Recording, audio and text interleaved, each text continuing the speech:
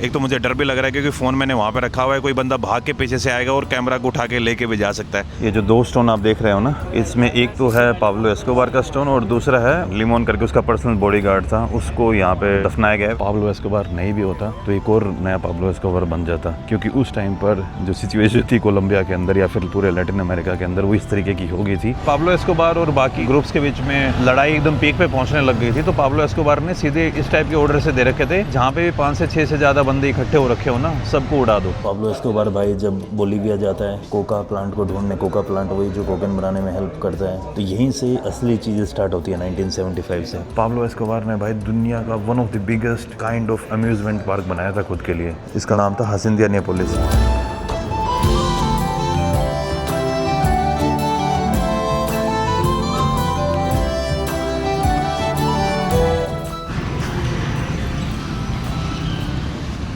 Another good morning from Medellin भाई, जिस भी तरीके से आप इस शहर का नाम प्रोनाउंस करना चाहो, लेकिन right now I am in Medellin, Colombia. अगर आप वर्ल्ड लेवल पे देखेंगे, this is Colombia, just below Central America.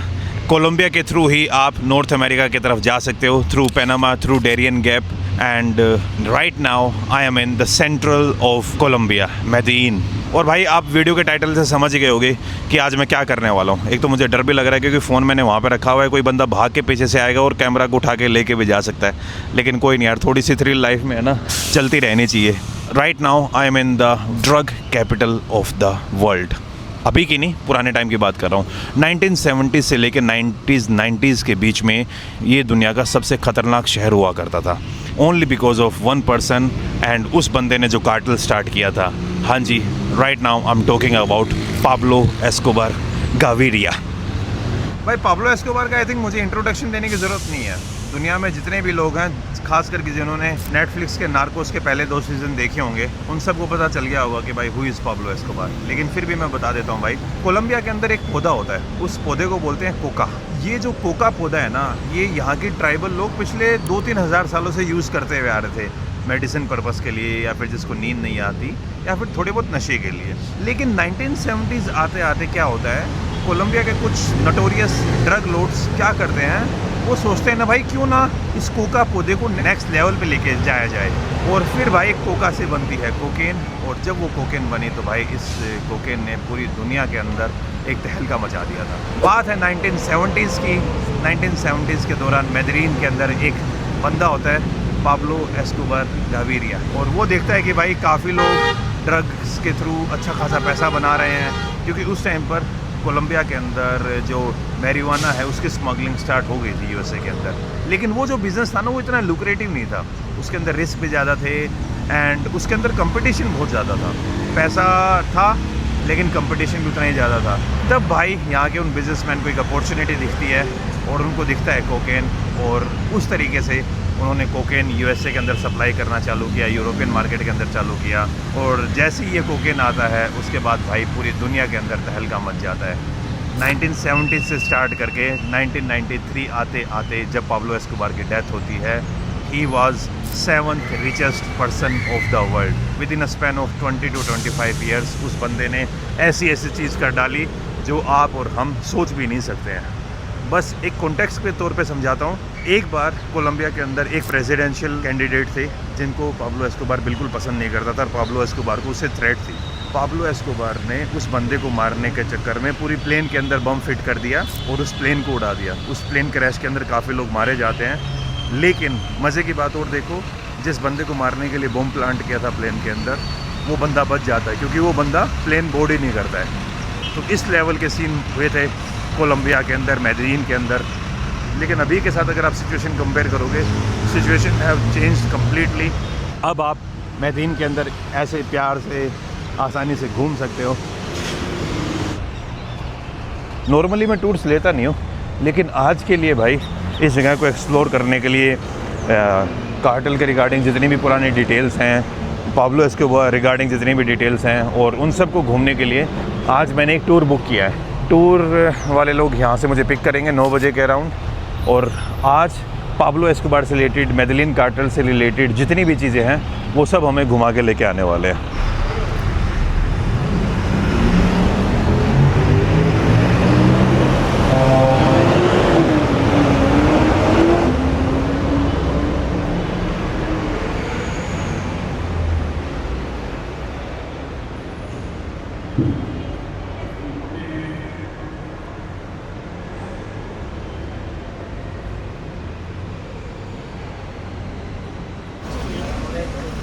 I think भाई हमें इस बस के अंदर लेके जा रहे हैं।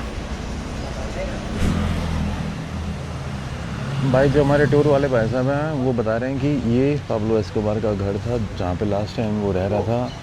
भाई इन भाई साहब ने ना मस्त स्टोरी बताई है, जिस तरीके से बता रहे हैं कि भाई जब पाब्लो एस्कोबार का एंड आने लग गया था, वो शायद आपने सीरीज़ में भी देखा ही होगा, उसके पास पैसे ख़त्म होने लग गए थे और ना उसके पास इतने रिसोर्सेज बचे थे, उसके जो साथ वाले लोग थे वो भी जाते जा रहे थे और उसने 3 दुश्मन पाल लिए थे। एक काली कार्टेल जो दूसरा सबसे बड़ी लाइक कार्टेल था उस टाइम पर, वो भी उसके अगेंस्ट हो गया था। दूसरा भाई यूएस गवर्नमेंट उसके पीछे पड़ी थी और जो कोलंबियन गवर्नमेंट थी उसने भी उसको एक नार्को टेररिस्ट ऑर्गेनाइजेशन डिक्लेयर कर दिया था।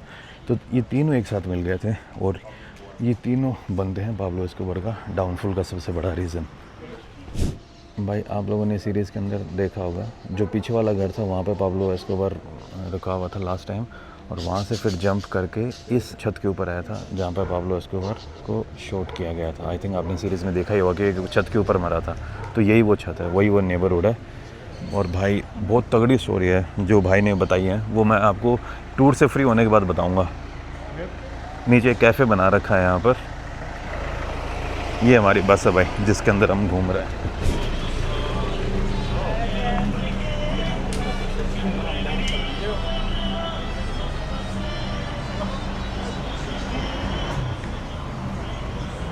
नेपोलिस हासिंदिया नेपोलिस, ये हासिंदिया नाम से पाब्लो एस्कोबार ने भाई एक बहुत बड़ा फार्म हाउस बनाया था खुद के लिए। भाई अभी हम एक म्यूज़ियम के अंदर आ रखे हैं जो पाब्लो एस्कोबार की फैमिली ने बिल्ड किया है। वो अपनी स्टोरी दिखा रहे हैं कि भाई किस तरीके से पाब्लो एस्कोबार की स्टार्टिंग हुई। यहाँ पे दिखा रखा है 1956 में जब वो बच्चा था तो स्कूल से पास आउट होता है, फिर उसके बाद स्कूल, फिर भाई पहली बार जब पाब्लो एस्कोबार को पकड़ा गया था वो छोटी मोटी चोरी करते टाइम, उसके बाद पाब्लो एस्कोबार भाई जब बोलीविया जाता है कोका प्लांट को ढूंढने, कोका प्लांट वही जो कोकेन बनाने में हेल्प करता है, तो यहीं से असली चीज़ें स्टार्ट होती है 1975 से। उसके बाद तो भाई फिर पूरी पिक्चर ही अलग कर दी थी इन्होंने। पाब्लो एस्कोबार ने भाई दुनिया का one of the biggest kind of amusement park बनाया था खुद के लिए। ये देखिए आप, इसका नाम था हासिंदिया नेपोलिस, जो मैं बता रहा था ना आपको जहाँ पे मैं जाना चाह रहा था। और पाब्लो एस्कोबार के हिप्पोपोटामस, लैटिन अमेरिका के अंदर आपको हिप्पोपोटामस नहीं मिलेंगे, यानी ये जो दरियाई घोड़े बोलते हैं जिनको, ये नहीं दिखेंगे, लेकिन पाब्लो एस्कोबार भाई इनको अफ्रीका से लेके आता है और यहाँ पे एक पूरा अम्यूज़मेंट पार्क बना देता है। इस टाइप के मेंशन बनाए इसने। और अब ये जो पाब्लो एस्कोबार के हिप्पोपोटामस है ना भाई, इन्होंने एक प्रॉब्लम क्रिएट कर दी है यहाँ पर। प्रॉब्लम क्या क्रिएट हो गई है कि हिप्पो यहाँ के एनिमल है नहीं लैटिन अमेरिका के, तो इसके कारण से इनको मारने वाला भी कोई जानवर नहीं है, तो इस कारण से ये भाई ट्रमेंडसली ग्रो कर रहे हैं और इन्होंने यहाँ के जो नेचुरल हैबिटेट है उनको ख़राब कर दिया है।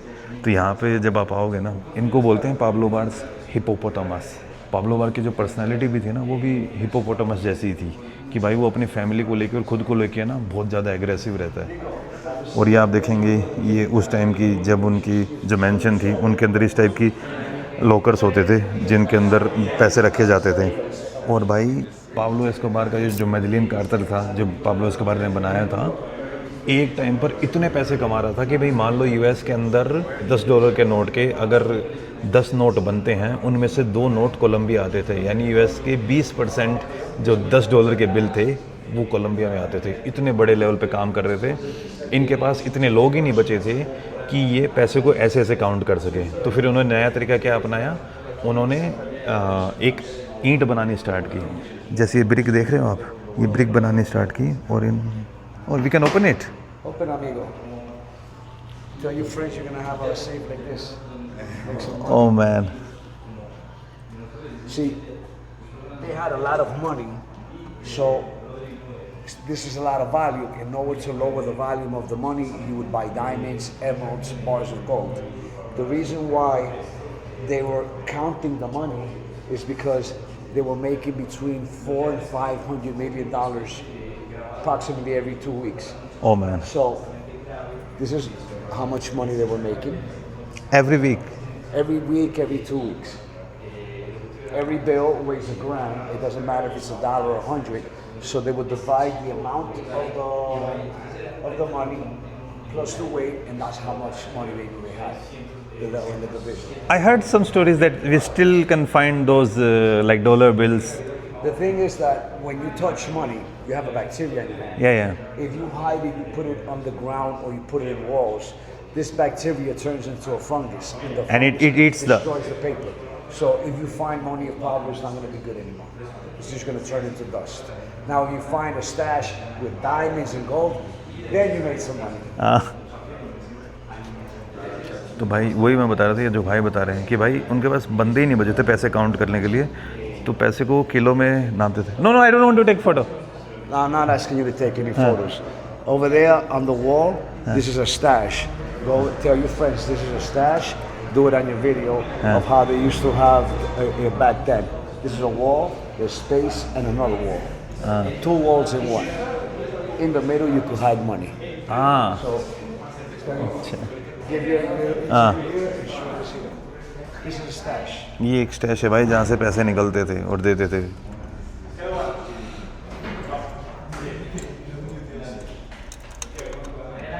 It's kind of like a hiding spot. Oh man. And also, it's built against bombs. Yeah. If a bomb hits this wall, it'll fracture this wall. The space will absorb The shock waves, yeah. And the other one will be able Okay. Thanks, An man. example of this wall here. Ah. This is La Manuela in Guatape, where Pablo. Guatepe is sisters. This is La Manuela. It was also built. भाई Pablo Escobar ने जो अपने बच्चे के लिए चीज़ें खरीदी हुई थी, ये उसके कैमरास, उसके कपड़े. सबसे इंटरेस्टिंग बात देखिए, जब पाब्लो एस्कोबार हिट लिस्ट में था ना, दुनिया की one of the most wanted man था, तब पाब्लो एस्कोबार ने वाइट हाउस के सामने जाके फ़ोटो ली थी. और ये जो चीज़ें हैं ना, ये दिखाती हैं कि भाई किस तरीके से यूएस चाहते हुए भी इन चीज़ों को बंद नहीं करता है. यूएस को पता थी ये सारी चीज़ें. ये जितनी भी गाड़ियाँ आप देख रहे हो, ये डायरेक्टली और इनडायरेक्टली पाब्लो एस्कोबार से ही रिलेटेड है. ये उस टाइम पे जो चीज़ें यूज़ करती थी, वॉकी टॉकी, सैटेलाइट फ़ोन, जो आपने सीरीज़ में देखे होंगे.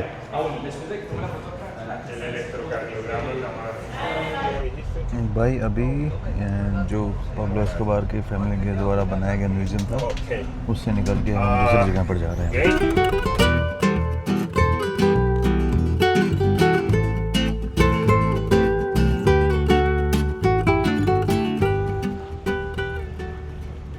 भाई फाइनली आई थिंक आज हमारा लास्ट स्टॉप पे आ गए हैं, जो पाब्लो एस्कोबार की जो ग्रेव है उसको देखने. सामने आपको प्यारी सी सिटी दिख रही होगी, मेदलीन. और ये जो हमारे गाइड भाई साहब हमारे, इन्होंने बहुत बढ़िया तरीके से हमें गाइड किया. बता रहे थे कि अगर पाब्लो एस्कोबार नहीं भी होता तो एक और नया पाब्लो एस्कोबार बन जाता, क्योंकि उस टाइम पर जो सिचुएशन थी कोलंबिया के अंदर या फिर पूरे लैटिन अमेरिका के अंदर, वो इस तरीके की हो गई थी कि एक वैक्यूम बनती जा रही थी. पाब्लो एस्कोबार ने उस चीज़ को पहले थोड़ा जल्दी आइडेंटिफाई कर लिया. अगर और कोई होता तो 1 साल बाद या 2 साल बाद ये सिचुएशन होनी ही थी. बढ़िया गाइड था यार हमारा, और अच्छा किया मैंने गाइड के साथ टूर ले लिया, वरना अकेले में ना बहुत सारी नुएंसेस हो जाती, वो मिस हो जाती.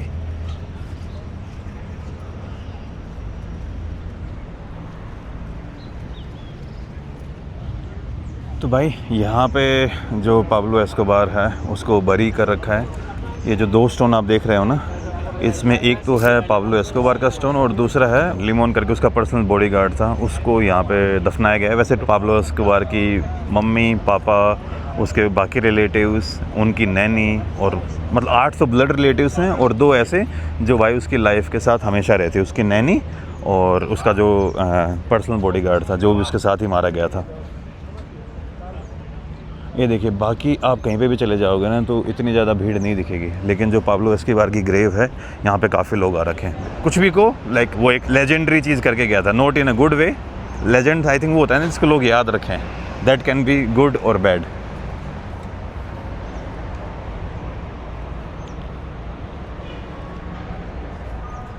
इस भाई ने ना बहुत बढ़िया इन्फॉर्मेशन दी है मुझे, और काफ़ी लोग आ रहे हैं भाई. अब पाब्लो एस्कोबार के नाम से मेदलीन के अंदर एक अलग एंटायर इकोनॉमी बनी है टूरिज़्म में. इस टाइप की उसको मार्केटिंग और इस टाइप की उसको लाइक मीडिया के अंदर हेडलाइंस मिली थी. अब जैसे मैं ही देख लो, मैंने भाई नार्कोस शो देखा हुआ था, तो मैं उन चीज़ों के साथ कनेक्ट कर पा रहा हूँ और यहाँ पे आके देख पा रहा हूँ कि हाँ भाई उस टाइम पे कैसे चीज़ें हुई होंगी कैसे नहीं। तो इस तरीके से भाई उसने एक एंटायर टूरिज़्म इकोनॉमी बना रखी है अपने जाने के बाद भी।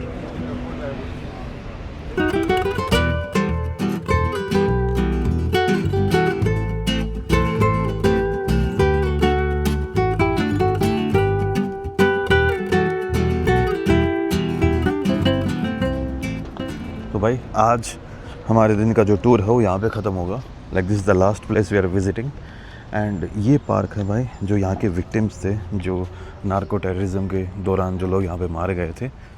जितने भी यहाँ पे आपको होल दिखेंगे ये सब रिप्रेजेंट करते हैं एक विक्टिम को। तो अराउंड यहाँ पे 15,000 होल्स हैं। अगर मैं आपको ढंग से दिखाऊँ तो ये देखिए, एक होल एक विक्टिम को रिप्रेजेंट करता है। टोटल 15,000 के आसपास लोग मारे गए थे ड्यूरिंग द बॉम्बिंग। यहाँ पे क्या हुआ था, जैसे पाब्लो एस्कोबार यूएसए के साथ फाइट कर रहा था, कोलंबिया के साथ फाइट कर रहा था, और एक और कार्टेल था काली एक और शहर पड़ता है जो आपको साउथ में मिलेगा कोलंबिया के, उनके साथ भी फाइट कर रहा था। तो मेडलिन कार्टेल और काली कार्टेल के बीच जो फाइट हुई थी ना, उसके दौरान ये लोग मारे गए थे। ये मान लो 3 से 4 सालों के अंदर यहाँ पे 15,000 लोगों की डेथ हो गई थी। इतने बड़े लेवल पे किलिंग्स हुई थी यहाँ पे। एक टाइम पर यहाँ पे पाब्लो एस्कोबार की फैमिली का एक बंकर हुआ करता था, लेकिन काली कार्टेल ने उसके ऊपर बम गिरा के उसको बंकर को थोड़ा बहुत तोड़ दिया था ताकि वो पाब्लो एस्कोबार की फैमिली को मार पाए, लेकिन बच गई थी पाब्लो एस्कोबार की फैमिली। तो भाई यहाँ पे है ना पूरी बॉम्बिंग्स दिखा रखी हैं जो नार्को ट्रैफिकिंग और नार्को टेररिज्म के कारण कोलंबिया को झेलना पड़ा। ये स्टार्टिंग होती है 1984 से। 1984 में जो यूनाइटेड स्टेट्स की एम्बेसी है ना, उसके ऊपर पाब्लो एस्कोबार ने अटैक किया था। उसके बाद 1985 में आपको पता हुआ प्लेस ऑफ जस्टिस, वो एकदम शो में भी दिखा रखा है। फिर भाई जो ये पाब्लो एस्कोबार का घर था यहाँ पे मोनाको, जो जहाँ पर ये पार्क बना रखा है, वहाँ पे काली कार्टेल ने 1988 में बॉम्बिंग की थी। फिर यहाँ पे बोम्बा अप्रैल के अंदर 1988 में श्री हरे कृष्णा टेम्पल हुआ था, वहाँ पे बॉम्बिंग हुई। फिर उसके बाद हरे कृष्णा टेम्पल के ऊपर एक और जगह बॉम्बिंग होती है, सिनेगोग्स के ऊपर बॉम्बिंग की जाती है। और आप लोगों को एक फेमस पता होगा कि जो मैं आपको बता रहा था कि भाई एक प्लेन कोई क्रैश करवा दिया था अवियांका का। ये देखिए वो जो अवियांका प्लेन में बता रहा था ना, अवियन दे अवियांका HK1808, यहाँ पे बोगोता के अंदर, मेदलीन के अंदर। ज़्यादा बूम ब्लास्टिंग मेदलीन में हुई है, लेकिन काली का भी नाम लिखा हुआ है कहीं कहीं पर। मेदीन बोगोता।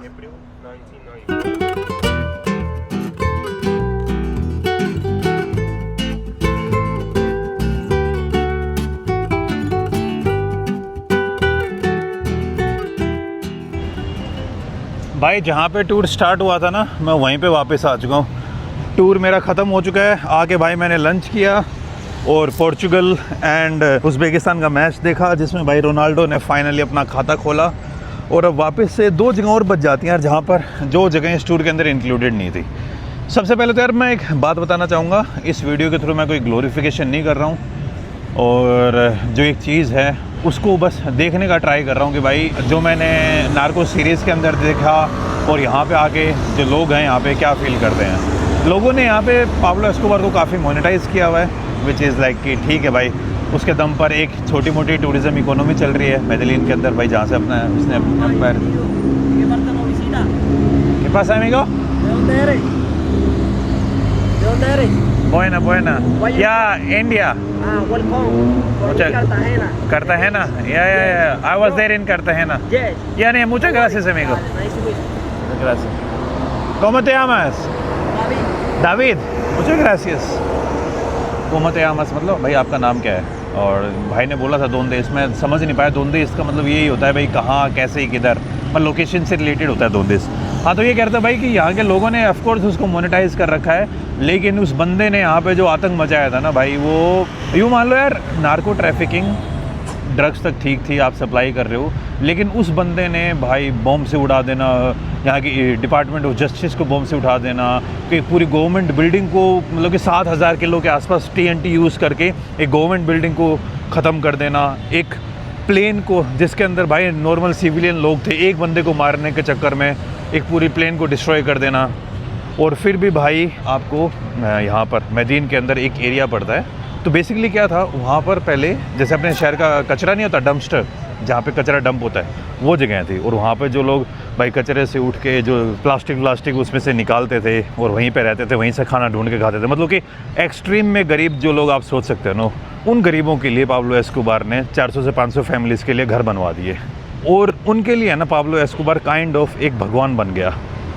अब यार जब भी कोई भी गैंगस्टर बनता है ना तो वो इस टाइप की हरकतें करता है। जब तक उसको पब्लिक का सपोर्ट नहीं मिलेगा वो गैंगस्टर कैसे बन सकता है। तो जितने भी बड़े गैंगस्टर आप देखोगे ना वो इस टाइप की चीज़ें करते हैं ताकि एक वो रॉबिन हुड टाइप इमेज बन सके कि भाई अमीरों से लूट के गरीबों में देने वाला। तो पाब्लो एस्कोबार ने भी वही रूट फॉलो किया और गरीबों के लिए वो जगह बनाई। तो उसके बाद भाई जो फैमिलीज़ थी ना वो पाब्लो एस्कोबार के लिए जीने और मरने तक के लिए तैयार थी। मैं यूँ मान लो भाई वो इस शहर को इतना ख़तरनाक और एक ऐसा दर्द दे के चला गया जो इस शहर को उभरने में बहुत टाइम लग जाएगा। आप सोच के देखिए भाई 15,000 तो बॉम्बिंग से लोग मर गए थे जैसा आपने देखा होगा। 30 से 40,000 लोग माने जाते हैं जिसका मरने का रीज़न डायरेक्टली और इनडायरेक्टली पाब्लो एस्कोबार था। और जिस हिसाब से मैं वो बता रहा था ना, वो भाई ऐसा बोल रहा था कि यार और कोई होता तो भी वो पाब्लो एस्कोबार की जगह ले ही लेता। कोलंबिया के साथ पंगा क्या है यार, कोलंबिया की आप ये लोकेशन देखिए। एक साइड में इनको भाई कैरेबियन सी का पूरा एक्सेस है, एक साइड में इनको पैसिफिक का पूरा एक्सेस है और बीच में बस ये कंट्रीज़ पड़ती हैं। और जैसे कि मैं आपको बता ही रहा था, पहली बार जो कोका प्लांट था वो सब मिला था उधर बोलीविया में एंड पेरू में। तो पाब्लो एस्कोबार खुद बोलीविया जाता है, लापाज में, वहाँ पे डील करता है और वहाँ से पौधे उठा के ला के भाई कोलंबिया के जो टॉप साइंटिस्ट है उनसे रिसर्च करवा के यहाँ के लिए वो प्लांट को मॉडिफाई करवाता है और उसके बाद फिर भाई प्रोडक्शन स्टार्ट होता है। उसके बाद तो उसने तहलका ही मचा दिया था। 4-5 साल के अंदर अंदर वो इतनी जल्दी क्लाइम करके गया है ना भाई। उसका जीवन काल कुछ ज़्यादा बड़ा नहीं था। 1974 में वो पहली बार पकड़ा जाता है, उसका पहला मग शॉट, और 1993 में तो उसकी डेथ ही हो जाती है। और जो आखिरी के वाले साल थे ना वो तो उसके लिए बहुत ही गंदे थे। ये मान लो आखिर के 3-4 साल तो वो जो उसने पहले पैसे कमाए थे उन्हीं पे ऑपरेट कर रहा था, क्योंकि एंड में उसके पास ना बंदे बचे थे ना एनर्जी बची थी कि भाई वो बिज़नेस को ऑपरेट कर सके। क्योंकि काली कार्टेल ने और यूएसए गवर्नमेंट ने, कोलंबिया गवर्नमेंट ने उसके ऊपर इतना ज़्यादा प्रेशर बना दिया था कि वो झेल नहीं पाया और भाई एंड में उसको मरना पड़ा। पर आप ये देख लीजिए भाई, उसने एक साथ इतने ज़्यादा दुश्मन पाल लिए और वो सारे के सारे दुश्मन इकट्ठे आके उसको मारने के लिए चले गए थे। वरना आप खुद सोच के देखो, एक बंदा जब मोस्ट वांटेड होने के बाद भी वाइट हाउस के सामने जाके फ़ोटो खिंचवा रहा है तो इसका मतलब अमेरिका पागल थोड़ी है यार। एक हिसाब से बोलता है कि अमेरिका ये सुपर पावर है और एक हिसाब से भाई दुनिया का one of the most wanted drug Lord उनके देश में आगे वाइट हाउस के सामने फ़ोटो खिंचवा के जा रहा है। तो उनकी रजामंदी के बिना चीज़ें तो होती नहीं है ना। चलो अब कोई बात नहीं भाई, अपन ही क्या कर सकते हैं उनकी जो है। अब मैं यहाँ से टैक्सी लेके जा रहा हूँ, पाब्लो एस्कोबार का एक म्यूज़ियम और पड़ता है और वहाँ पर है ना आई थिंक एक कैफ़े है, तो उस कैफ़े में जाने वाला हूँ मैं। पाब्लो एस्कोबार का एक डायलॉग तो आपको याद ही होगा ना, कुछ ज़्यादा ही फेमस था। जब पाब्लो एस्कोबार पहली बार ट्रक में जाता है, पुलिस वाले उसको पकड़ते हैं अपने भाई के साथ, गुस्तावो गाविरिया के साथ। याद होगा, पुलिस वालों को बोलता है सीनियर प्लाता ए प्लोमो। प्लाता मतलब भाई सिल्वर, कि भाई तेरे को पैसा चाहिए, या प्लोमो मतलब भाई पित्तल, बोले तो लेड। लेड एक हिसाब से मैं अपने इंडियन कॉन्टेक्स्ट में समझाता हूँ। प्लाता मतलब पैसा चाहिए, प्लोमो मतलब भाई तेरी छाती में है ना पित्तल भर दूंगा। पित्तल भरने का मतलब भाई जो गोली की शैल होती है वो पीतल की बनी होती है, तो या तो पैसे ले ले या नहीं मैं तेरे को मार दूंगा। ये वार्निंग देता था प्लाता है प्लोमो।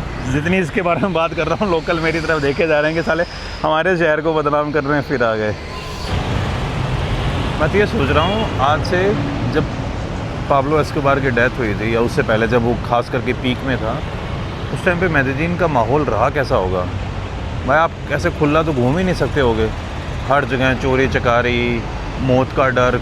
वहीं मान लो जब पाब्लो एस्कोबार और बाकी इन ग्रुप्स के बीच में लड़ाई एकदम पीक पे पहुंचने लग गई थी, तो पाब्लो एस्कोबार ने सीधे इस टाइप के ऑर्डर से दे रखे थे कि भाई जहाँ पे भी 5 से 6 से ज़्यादा बंदे इकट्ठे हो रखे हो ना, सबको उड़ा दो। इस लेवल का आतंक मचा रखा था उस बंदे ने यहाँ पे। एक वो फेमस डायलॉग तो आपने सुना ही होगा कि भाई उसके पास वो पैसे, तो मैंने आपको दिखाए थे भाई किस तरीके से पैसे पाइल अप कर रखे थे, क्योंकि गिनने वाले उनके पास बंदे नहीं थे।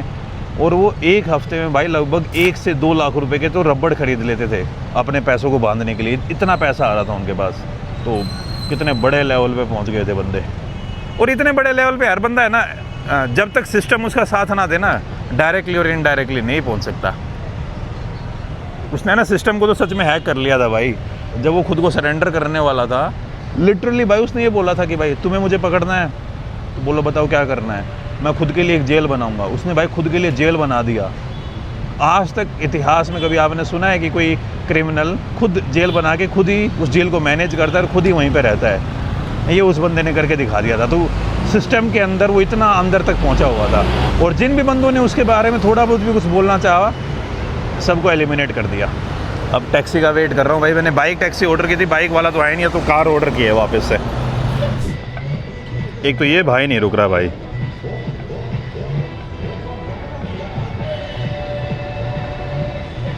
भाई मैं अभी भाई से पूछ रहा था कि ये मेदलीन है या मेदजीन है, तो भाई ने एस्पेनियोल मेदजीन। Sí. Okay Medellín. मेदजीन। मैं थोड़ा Medellín, Antioquia. मेदजीन एंतोकिया, इस जगह का नाम है मेदजीन एंतोकिया। मेदजीन porque hermosa। Sí. हाँ, hermosa muchacha। Total. टोटल दा, यस यस यस यस। मुचाचा मतलब भाई लड़कियां यहाँ पे बहुत सुंदर है। ये बस एक ऐसी मैंने डायलॉग मार दिया था कि भाई हंस दे। सच्ची बताऊँ मुझे उतनी ज़्यादा सुंदर नहीं लगी यार। और वैसे कोई बात नहीं भाई, आज मैं मेदलीन की नाइट लाइफ देखने वाला हूँ। वैसे तो आज कोई ऐसी बड़ी नाइट लाइफ नहीं होगी, लेकिन मेरे पास आज का ही दिन है।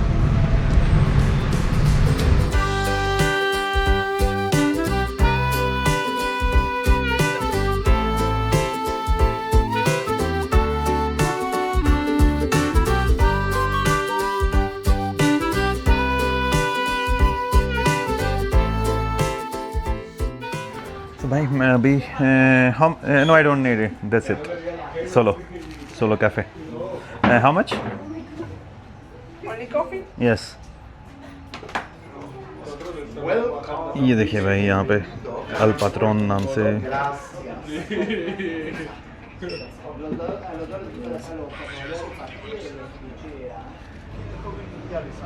अब समझ आया भाई मुझे कि ये जो पीछे म्यूज़ियम सा बना रखा है ना, ये एक तो बहुत ही ज़्यादा पोर्श एरिया में बना रखा है, और दूसरा भाई ये इतना ज़्यादा फालतू में महंगा है।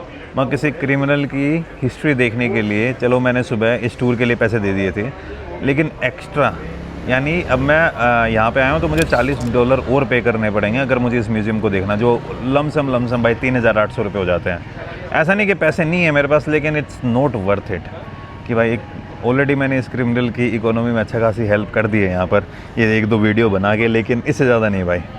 तो लोगों ने क्या किया है भाई यहाँ पर, जैसे कि मैं आपको बता रहा था, जैसे जैसे पाब्लो एस्कोबार के एंडिंग के दिन नज़दीक आने लग गए थे, उसके हाथ से पावर छीनती जा रही थी, पैसे वो कमा नहीं रहा था, क्योंकि जो मेदलीन कार्टेल था उसके ऑपरेशंस बंद हो चुके थे।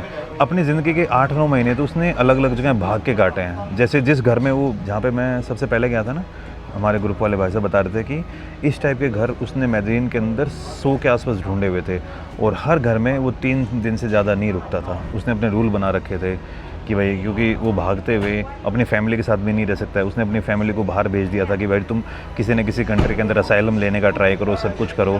तो उसके पास पैसे थे, लेकिन बाकी उसके अकाउंट फ्रीज़ हो गए थे। तो अगर कहीं पे भी उसको लेके जाना पड़ता था तो हार्ड कैश लेके जाना पड़ता था, और कैश भाई आप कितना ही लेके चल पड़ोगे। तो इसी कारण से पाब्लो अपनी दिक्कतें फेस कर रहा था, और एंड आते आते जो उसकी एम्पायर जब गिरने लग गई थी, तो अलग अलग लोगों ने उसकी जो चीज़ें थी, उसकी गाड़ियाँ थी, उसके जो मेंशन थे, उनके अंदर चोरी करना, उनको हथियाना, वो सब करना स्टार्ट कर दिया था। तो जो सुबह आपने एक म्यूज़ियम देखा था, और अब जो आप मेरे पीछे म्यूज़ियम देख रहे हो, उन सब के अंदर वही आर्टिफैक्ट्स हैं जो उसके अलग अलग मेंशंस के अंदर थे। जिस तरीके से अपन अपनी इन्वेस्टमेंट का पोर्टफोलियो डाइवर्सिफाई करते हैं, उन्होंने भी अपनी पोर्टफोलियो बहुत बढ़िया तरीके से डाइवर्सिफाई कर रखे हैं। और इवन भाई जो लीगल, बहुत बड़े बड़े जो लीगल बिजनेसेस हैं ना, उनके अंदर भी उन्होंने पैसे लगा रखे हैं। तो सम हाउ डायरेक्टली और इनडायरेक्टली हम भी इसी टाइप की चीज़ों को सपोर्ट करते ही रहते हैं। फॉर एग्जांपल हम बोलते हैं कि यार हम बहुत अच्छा काम कर रहे हैं वगैरह वगैरह, लेकिन ये जिस फ़ोन पे मैं ये वीडियो रिकॉर्ड कर रहा हूँ और जिस फ़ोन पे आप ये वीडियो देख रहे हो, उनके अंदर लगी हैं चिप, और चिप बनने के लिए कुछ ऐसे रेयर अर्थ एलिमेंट्स हैं जो भाई बहुत ही ख़तरनाक माइनिंग के थ्रू निकलते हैं। कोंगो के अंदर जंगल के जंगल साफ़ हो रहे हैं, छोटे छोटे बच्चों को स्लेवरी के अंदर धकेला जा रहा है, वहाँ से वो रेयर अर्थ एलिमेंट्स निकलते हैं, उनको प्रोसेस किया जाता है और फिर जाके वो अपने फ़ोन में लगते हैं। तो ना चाहते हुए भाई हम इस टाइप की इकोनॉमी का पार्ट बन चुके हैं, जिससे निकलना ऑलमोस्ट इम्पॉसिबल है। दूर दूर से दिखने पे सब हमें अपने मोरल वैल्यूज़ भी अच्छी लगेंगी, लेकिन जब हम किसी चीज़ के अंदर घुसेंगे ना, तब हमें उस चीज़ की रियलिटी पता चलती है, और भाई रियलिटी बड़ी ख़तरनाक होती है। ये चीज़ें ट्रैवलिंग के दौरान सीखी है मैंने कि नहीं भाई, सही और गलत का तो एक बहुत वेग स्टेटमेंट होता है, सही और गलत में पर्सपेक्टिव बड़े मैटर करते हैं। आपने ओपनहाइमर देखी होगी, ओपनहाइमर में जो लुईस स्ट्रॉस होता है, जो भाई ओपनहाइमर को गंदे तरीके से फंसा देता है, वो बोलता है ना कि भाई power works and power lies in shadows. तो जो छाया के अंदर जो लोग चुपचाप तरीके से एकदम अंधेरे में रह के काम करते हैं, असली काम वो होता है। एकदम सामने आके काम कर देना वो तो भाई एक ठीक, आप सब खुद को एक्सपोज कर रहे हो खुद के सामने। आज वाला हमारा टूर गाइड था ना, वो कहता था कि भाई बहुत ऐसे बंदे हैं जिनके बारे में पता ही नहीं है और जिन्होंने अच्छे खासे पाब्लो के नाम पे पैसे बनाए होंगे। मैं ये बात तो मान सकता हूँ भाई, मैं पाब्लो तो एक बस पपेट था, ऐसा उसका मानना था भाई।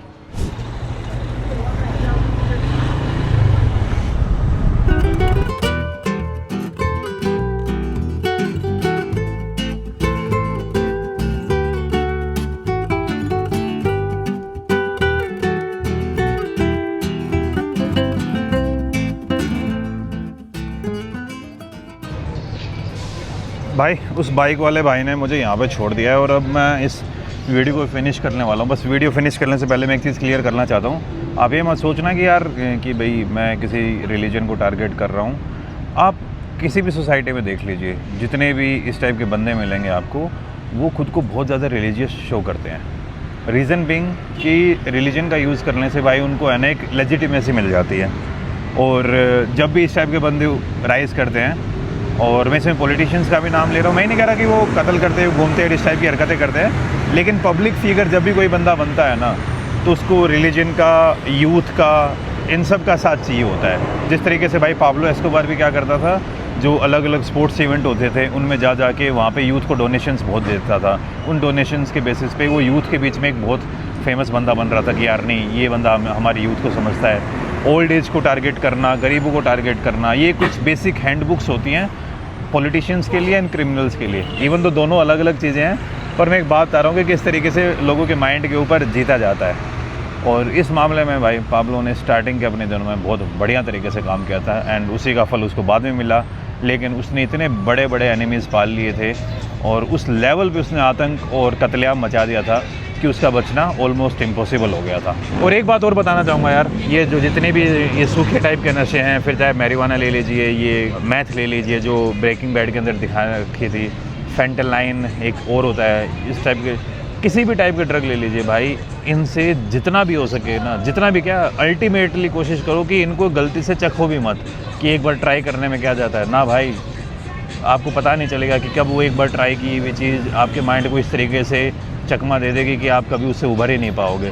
तो कभी भी नहीं भाई, चाहे कुछ भी हो जाए, कोई आपको बोले कि यार तू तो फट्टू, हाँ कोई बात नहीं आप फट्टू रह लो, कोई बोले ऐसे ना भाई, बिल्कुल भी नहीं। और जैसे यार कई बार मैं ना अपनी वीडियोज़ में अल्कोहल पीते हुए दिखा देता हूँ खुद को, मैं बियर पी लेता हूँ, लेकिन मैं आपको उसमें भी एक चीज़ क्लियर करना चाहूँगा भाई, अल्कोहल भी अपनी बॉडी के लिए बिल्कुल भी अच्छी नहीं है। एक बूंद भी अगर अपनी बॉडी के अंदर लेके जाते हैं ना, अपनी बॉडी का सबसे पहले काम, लीवर पागल हो जाता है। पहली बात तो लीवर का यही काम होता है भाई, जितनी जल्दी हो सके इस टॉक्सिन को बॉडी से बाहर निकालो। जाने अनजाने में हो सकता है कि मैं आगे भी आपको दिखा दूँ कि मैं बियर पी रहा हूँ, लेकिन उसमें भी मैं आपको बता रहा हूँ कि वो भी कोई अच्छी चीज़ नहीं है भाई। तो कोई भी ऐसी चीज़ करो सोच समझ के करना कि भाई उससे कॉन्सिक्वेंसेस जान लेना। This was the life of a guy who started from a middle class family, जिसके सपने बहुत बड़े थे, लेकिन उन सपनों को पूरा करने के चक्कर में उसने लगभग 40 से 50 हज़ार ज़िंदगियाँ दाव पर लगा दी, 40 से 50 हज़ार ज़िंदगियों को ख़त्म कर दिया। जो उस बंदे ने स्टार्ट किया कोलंबिया के अंदर, कोलंबिया उन चीज़ों से अब तक नहीं उभर पाया है भाई। उसने अपने देश को एक तरीके से गर्त में धकेल दिया था। तो he is not a person to be glorified. हाँ बट ठीक है यार, हम जैसे यूट्यूबर्स हैं, थोड़े हम क्यूरियस हो जाते हैं, उसके नाम पे हमें थोड़े बहुत व्यूज़ मिल जाते हैं और हमारी जो क्यूरियोसिटी है वो भी ख़त्म हो जाती है। लेकिन भाई उसका अंत आपने देखा ना, वो अपनी फैमिली के साथ नहीं रह पाया भाई। उसके बच्चे इधर से उधर उसके मरने के बाद दर दर ठोकरे खाते भटकते रहे। कोलंबिया में वो रह नहीं पाए, उसकी फैमिली फिर अर्जेंटीना भाग गई थी। वहाँ पे जाके उन्होंने नाम चेंज किया, सब कुछ। तो not a good life at all.